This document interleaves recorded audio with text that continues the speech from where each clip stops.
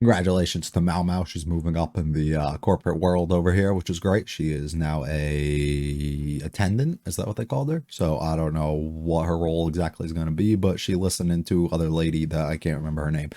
Cool.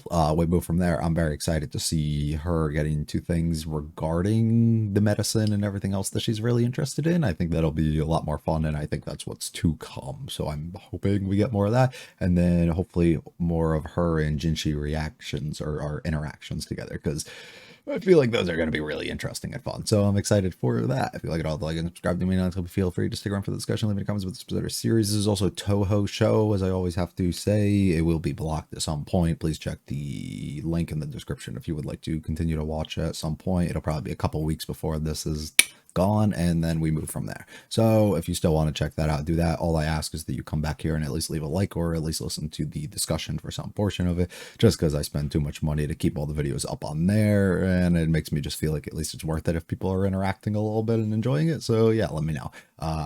Let's get out there. Hello, Mount enjoyers. We are eating good right now. I am very pleased with what is happening, especially her character. I said it, in the previous one, that I was expecting, peak character to come out of her because of, well, literally just the design and her name. Like, what more could you ask for, right? And then on top of that, now literally her personality is fantastic, and she's just a blast to be able to watch. Like, the excitement that you see out of her whenever she sees things like medical things or things that she can do to kind of like experiment and have fun or do the things that she likes, and you can truly see like the passion and joy that comes off of her, is like a delight, right? And I melt when I see it. It's so good. And then even just like her remarks and the way that she acts towards Jinshi, and just like his weird actions, I guess, towards her, and the things that he tries to do, and the way that like he'll weirdly like touch her or say something, and it just makes her feel like she's like, what the fuck are you doing?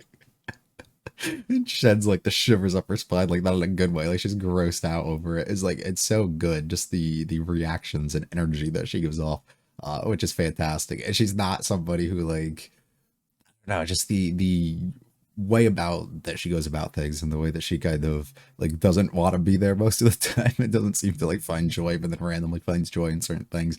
It's so fun, and just I'm so happy to be able to witness like her as a character, which is, it's so pleasant being able to get somebody like that just, she literally brings the show to life, which is a good thing. You want your main character to be able to be that type of person, but she does a great job. And not to, I guess, dismiss and make the others look worse. But Jinshi's somebody who also kind of piques my interest a lot too, and gets me interested, because we don't know anything about him, but he has this high role, and he is somebody that we've put in these, certain positions, and specifically the Emperor putting him in these spots to be like, hey, I need you to do this, because, if all the girls flock to you or whatever happens in these, I can test loyalty and things about them, right? Like using him as a pawn, almost similarly to how I guess he's using Mao Mao in these sort of situations, right? So it's, everybody has their own goal and things, the way that they're using other people, but we don't really know anything about him, because we don't really get any insight into the way that he's thinking or what he's saying, outside of his general just attraction or his general intrigue that he has within Mao Mao as a person.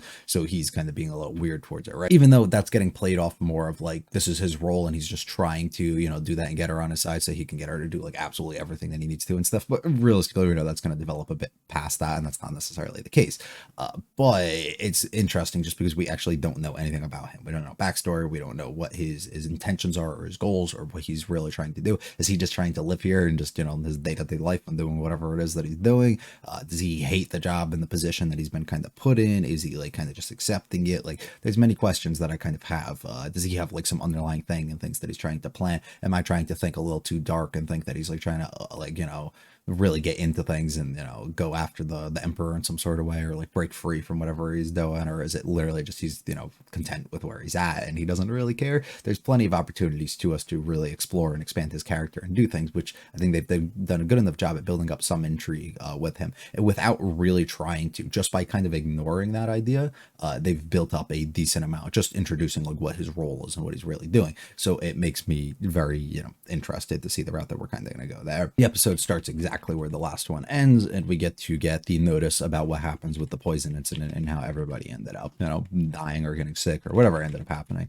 And basically at this point we need Mao Mao, because she's very knowledgeable when it comes to medicine and a bunch of other things, to come in and really figure out and test it for us. We do a great job with Janishi being like the person who sets her up like with the testing and what exactly they're going to do. Before we get to that though, just his weird looks and the way that he kind of acts towards her here, the things I was talking about earlier that makes this dynamic so fun kind of to watch, but it makes her reactions and the way that she kind of acts even more fun, and makes me melt even more, which is great. I love just the moments where he can just look at everybody else and just the way that they start like glowing, looking at him getting so excited, and just her reaction instead is so complete opposite, which is fun. Also noting the girl behind her does not have the same reactions either, which is just also something that I don't know, she just doesn't seem to be affected whatsoever. We got a tour of the building, which is fucking huge and beautiful place, of course, and then we get to meet everybody who seem like they really enjoy their position and what they're doing and their job and everything, which is weird because usually in these, of course they're going to be happy because they're not bottom of the barrel, but at the same time maybe they're not exactly happy and they maybe want to aspire to have like goals and things, but they really can't because they get trapped. And typically you might find one of these types of stories that will find somebody along those lines who wants to break free or maybe get out of this situation or whatever that they're in, but instead we end up finding all these girls who seem pretty happy. I mean, for the most part that could change instantly, and we could find that they're just kind of putting on a brave face, or they're trying to do something, or they're ordered to act like this way all the time, or maybe they're just trying to do it around her because she's new and they're trying to make sure that she thinks that it's a acceptable like environment and a good place for her to be. We don't know, but it does seem like it's a good thing, and it seems like they're playing a little bit more lighthearted into these things instead of going like a bit more serious and dark with the route that we can kind of go, I guess. I love when they see the bandage on her arm and just assume that she's been like abused or like whatever else has happened, and they try and protect her from doing like any of this hard like manual labor or whatever the work might be, right? And they're just like, no, you got your role, go out and do your thing. At least thinking that. But then we end up finding out later her job turns out to end up being this poison tester, which is why they're actually doing what it is that they're doing, and showing a lot of pity towards her, which she picks up on pretty cool. I say pretty cool because it's something that is just good to see a character be like fully aware when other people are acting weird or thinking things or like trying to scheme up things or whatever the situation is like around them, and being able to actually like properly read them and not just like say something or not like or let it go unnoticed or whatever. So it's great to see that out of her character here. We end up letting her be the poison tester, which it happens, it is what it is. It's not the greatest job in the world, but at the same time it works really well for her because she's kind of immune to a lot of things because she's built up resistance and stuff, and she's kind of crazy if we're being honest, and she loves to like poison and scar herself just so that she can test out different things and do whatever. Look how disgusting her arm looks here. That also answers my question that I had last time where I wasn't sure if like something happened and because of experiments and things that she was doing on herself she like broke her arm or hurt it, or like what it was that she was doing, or if somebody else did it and then she would just wanted them to do it so that she could treat herself and see. It seems like she was causing harm to herself because she wanted to try and treat herself and figure out things. Fucking crazy, right? Like nobody does that, but of course she does it. I love when the ears come on and she gets into this mode. It's fantastic, and I absolutely love that.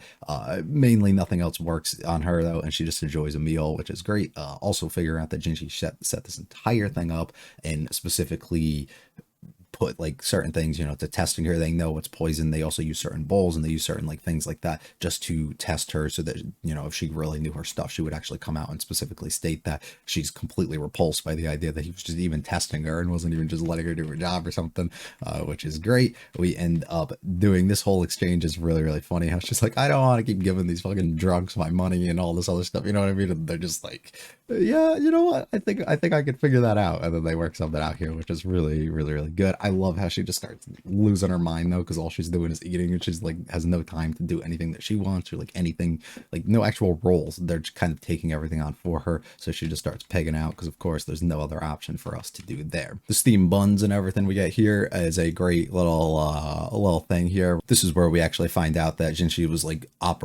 stationed here in a way to test loyalty and all this of all these other girls, which is fun. But at the same time, somebody else is trying to come at him by giving him these so that they can kind of take advantage of him tonight, or get him really in that mood, which is acceptable thing, I guess. It's what they're trying to do, and it's fun to kind of just see like us play around with different methods and ways that we can do this. So I think it's fun because of that. It's weird, at the same time that he's like, no, you have to test this, not because he thought it was poisoned or anything, because we know what he was trying to do for fucking Mao Mao here, which is like fucked up, and she realizes it instantly. She's like, you gotta be kidding me, you wanted me to do that?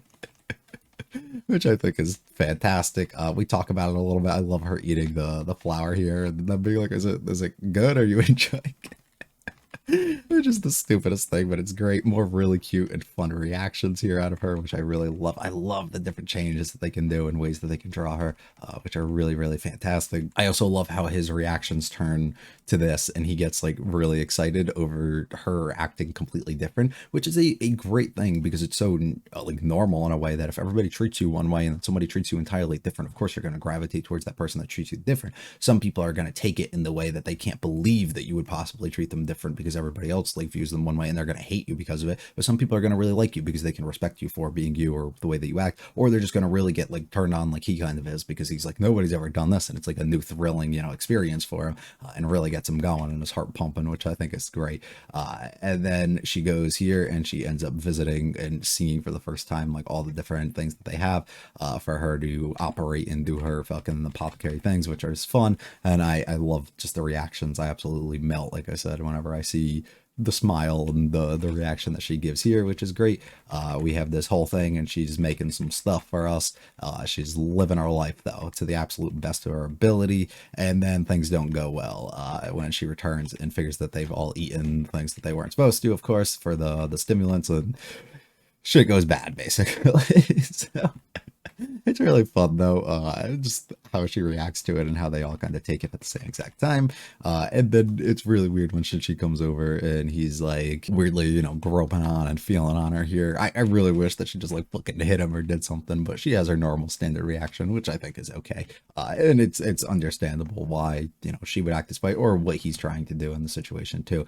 And I think that's where like the self-awareness or just the awareness of this environment and situation that she's in, and those around her really comes to good use because she's fully aware the things that she does might allow others to kind of do some creepy things or do some things that she doesn't want them to or whatever, so she can be very cautious and strategic with how she kind of approaches things in the future, which I think makes things a little bit more interesting, and makes me a bit more curious to see how she's going to kind of handle that, if she's going to reject any of these types of advances or if she's just like going to be the type of character who's going to completely like act like she's bothered by these things and doesn't like them, but then like secretly probably does because she doesn't like actually do anything to put a stop to them or try and get around them or whatever, because she's plenty smart and capable to have those opportunities to. So I'm interested to see the direction that they choose to go with her, if they keep it fully one-sided or if there's actually like that hint in there that we can kind of cling on to and hope and maybe get like some romantic thing going on there. We get this weird fucking thing like dancing and doing something in the distance, which is creepy and I have no clue what it is. And that's kind of where we're probably going to lead off the next one. And we have more mysteries probably for Mau Mau and gang to solve, which is going to be really fun for us to be able to see there. Another really fun one, and made me very happy to be able to see it, especially for the Mau Mau moments and reactions. And it's making me love her as a character even more. We're getting two peak characters with her and Freya in this season. So we're, we're doing fantastic. And I'm very excited to see what happens in the third one. I'm going to go edit this now and hopefully I can get this up and then get the third one going for you all tonight. If you liked it all, like and subscribe to me, launch me. Feel free to check out the other videos on the channel. Leave any comments of this episode or series. I'll be back for the third one in a few hours. Hopefully you guys have a good one. Peace.